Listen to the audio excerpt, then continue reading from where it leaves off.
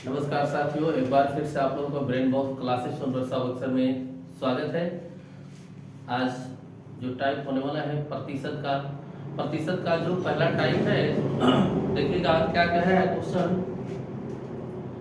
एक आयत की लंबाई में 20% की वृद्धि कर दिया जाए तथा चौड़ाई में 10% की कमी कर दिया जाए तो आयत के क्षेत्रफल पर क्या प्रभाव पड़ेगा।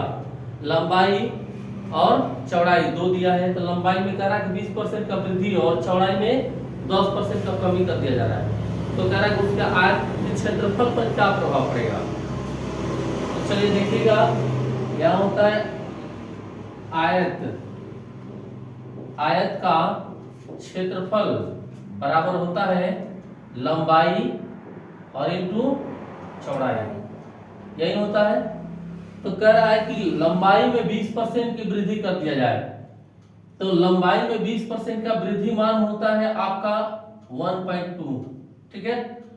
कैसे होता है, तो आप 100 में और 20 जोड़ दीजिएगा, 20 तो हो जाएगा 120, अब बाटा में 1% रहेगा तो यहाँ पर हो जाएगा 100, ये और ये खत्म हो जाएगा। अब ये जितना जीरो रहता है उसका ऊपर में एक घटा करके भाग लगा देते हैं, तो यहाँ पर दशमलव बैठाएंगे तो यहाँ इतना हो जाएगा, वही चीज लिखे हैं।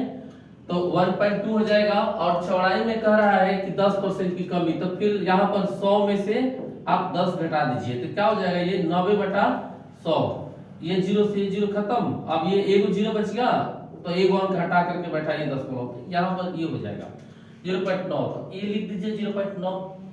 अब यहाँ पर गुणा करेंगे तो 12 9 कितना होगा 108, ये एगो इधर से अंक और एगो यहाँ से अंक, यहाँ पर बैठ जाएगा दशमलव। इस 100 में आपका कितना अधिक है, तो 8% अधिक है। कितना अधिक है, 8% अधिक है। तो यही आपका आंसर होगा कि क्षेत्रफल पर क्या प्रभाव पड़ेगा, तो 8% अधिक होगा। चलिए नेक्स्ट क्वेश्चन देखते हैं। चलिए नेक्स्ट क्वेश्चन देखिएगा, 2 नंबर क्वेश्चन है, सॉरी 2 नंबर क्वेश्चन है। क्या कर रहा है कि एक आयत की लंबाई में 30% की कमी कर दिया जाए तथा चौड़ाई में 20% की कमी कर दिया जाए तो आयत के क्षेत्रफल पर क्या प्रभाव पड़ेगा। वही चीज है, आयत का क्षेत्रफल बराबर क्या होगा, लंबाई इंटू चौड़ाई, ठीक है।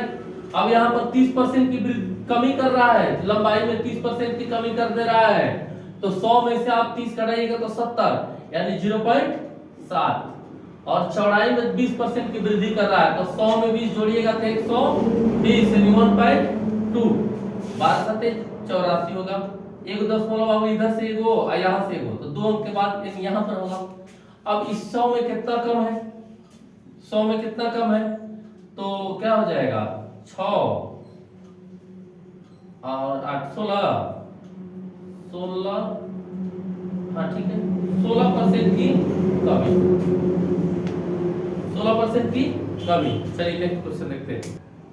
चलिए क्वेश्चन नंबर 3 देखिएगा बाबू। एक आयत की लंबाई में 40% की वृद्धि कर दिया जाए तथा चौड़ाई में 50% की वृद्धि कर दिया जाए तो आयत के क्षेत्रफल पर क्या प्रभाव पड़ेगा। भैया इसमें तो दोनों कह रहा है, लंबाई और चौड़ाई दोनों में वृद्धि ही कर रहा है, तो कुछ नहीं करना है, फिर वही चीज कर दीजिए।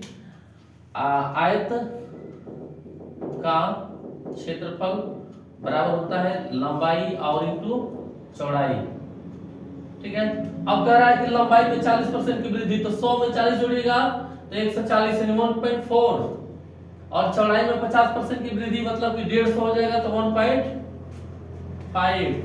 इसमें गुणा करिए कितना आ रहा है बाबू, तो हो जाएगा 14 और 15, 5 का 20, 2 5 2 7 और 4 1 0 7 4 11 2, कितना हो जाएगा, तो यहाँ पर हो जाएगा 210। अब इधर से एगो और इधर से एगो और दो यहाँ पर बैठ जाएगा।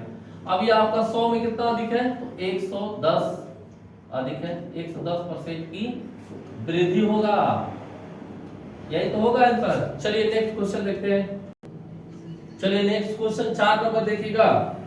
कह रहा है कि एक आयत की लंबाई में 10% की वृद्धि कर दिया जाए तथा चौड़ाई में भी 10% का कमी कर दिया जाए तो कह रहा है कि क्षेत्रफल पर क्या प्रभाव पड़ेगा।